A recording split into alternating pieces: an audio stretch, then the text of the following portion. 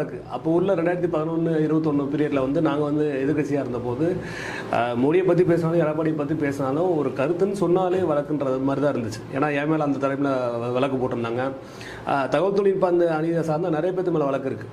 நான் உட்பட அந்த உசிலம்பட்டி ஜெயதரஞ்சன் ஒருத்தர் இருக்காப்புல, சங்கராபுரத்தில் மணி, நீங்களும் வழக்கு சந்திச்சிருக்கேன். நானும் சந்திச்சிருக்கேன்.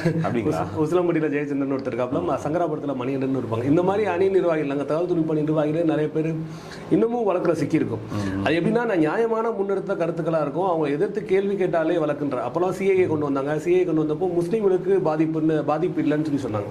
இல்லை சிஏல முஸ்லீம்களுக்கு பாதிப்பு இருக்குது அப்படின்னு சொன்னதுக்காண்டி ஒருத்தர் போய் கேஸ் கொடுத்தாப்புல. அது மாதிரி நிறைய வழக்குகளை நாங்களும் சந்திச்சிருக்கோம். இன்னமும் தகவல் தொழில்நுட்ப பணி மேலே நிறைய பேர்ல வழக்கு இருக்கு. இப்போ உள்ள பார்த்தீங்கன்னா, அப்போ உள்ள பேசினாலே வழக்குன்றாங்கல்ல. ஆனால் இப்போ உள்ள காலகட்டத்தில் பார்த்தீங்கன்னா, நாங்கள் எவ்வளவோ பேசுகிறாங்க, பட் நாங்கள் எல்லாத்துக்கும் நாங்கள் வழக்குன்னு போகிறதில்ல.